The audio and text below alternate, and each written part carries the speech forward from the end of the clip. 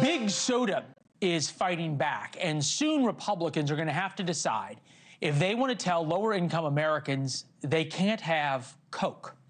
It is a wild battle playing out right now. RFK Jr. wants to take soda out of SNAP benefits, otherwise known as food stamps.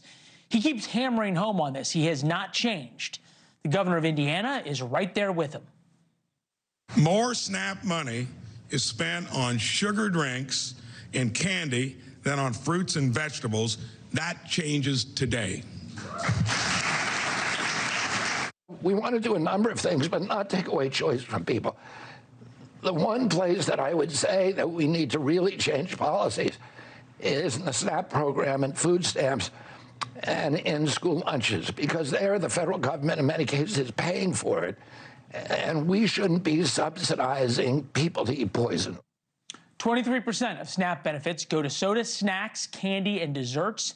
That is billions of dollars a year, and obesity rates are the highest among Americans who use SNAP benefits. 39% of participants are obese.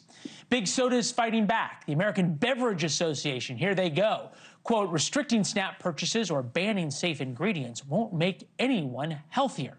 They only create headlines. Rather, they're punitive policies that leverage fear-mongering and misinformation while taking decisions away from Hoosiers, that was for Indiana's event, and giving them to the government.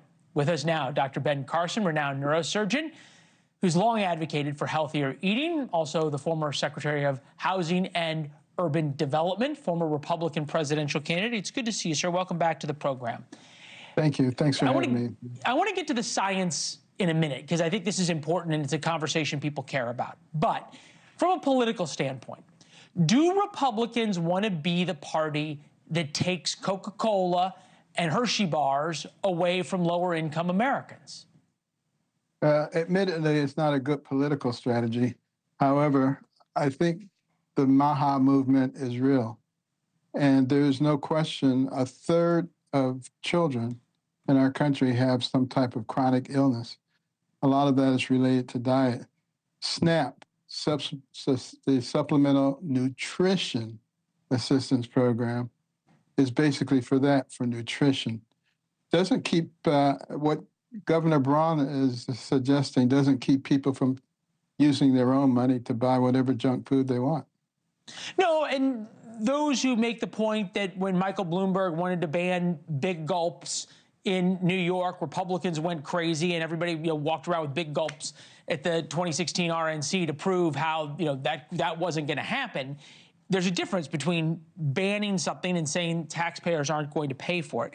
What does SNAP cover and what does it not? Included soda, candy, cake, energy drinks, and pizza. Excluded vitamins, supplements, medicine, toilet paper, diapers.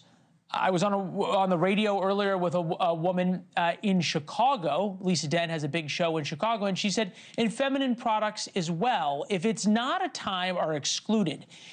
Is it time to reevaluate what SNAP pays for at all? I think whenever you have these kinds of arguments, it's always a good thing to sit down together at the table, put the facts on the table, and discuss the avenue that should be taken based on the facts. If we just do it based on emotion, we'll never get anywhere. Is there any evidence? You think about some of these states that want to do it, West Virginia, Arkansas, both of which have big obesity problems and are some of the more poor states in America. I think about my home state of Missouri that's talked about it as well. Is there any evidence that by quote unquote banning this from SNAP or excluding government paying for it will actually make anybody thinner? Well, there's evidence that if you don't eat a lot of junk food, you'll be thinner. Yeah, true. And so the question is, does allowing people to purchase these things with their SNAP benefits play into the whole situation that we're talking about? Obviously it does. So if we really want to have a healthy society, we really need to take this seriously. And again, I have to emphasize, junk food is junk food. That's why it's called junk food. That's not what SNAP was put there for. Okay. It was to make sure that people had nutritious meals and that they didn't starve. You said that the MAHA movement was real, and that really has been born solely out of RFK Jr., who obviously identified a part of the American political electorate, then grafted himself onto the Donald Trump campaign, and his movement followed along. How do you think he's doing now as Secretary of HHS? Well, he's shaking things up. Is that a good thing? I think that's good. I think he's making good progress. He's shown that he's open to discussion. You know, he's not ironclad in one direction only. And I think that's a very good sign.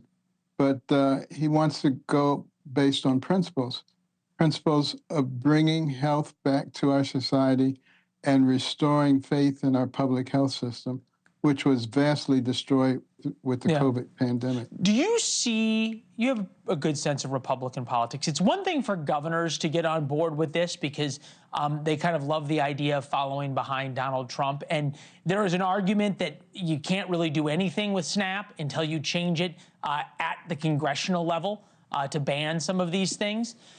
Is there the appetite in Congress, you think, to do that? I don't think it's unanimous by any stretch of the imagination. And, you know, perhaps there are some compromises that could be made. Maybe we could make requirements that things that are largely not healthy be labeled as such, and then let people have their choice. Well, I guess, though, if you take it out of SNAP, some don't have that choice. That's kind of the point, is to not give them it. Dr. Carson, thank you, sir. As always, we appreciate it. Welcome back to the program. Thanks for watching. Go to joinnn.com to find NewsNation on your television provider. And don't forget to click the red subscribe button below to get more of NewsNation's fact-driven, unbiased coverage.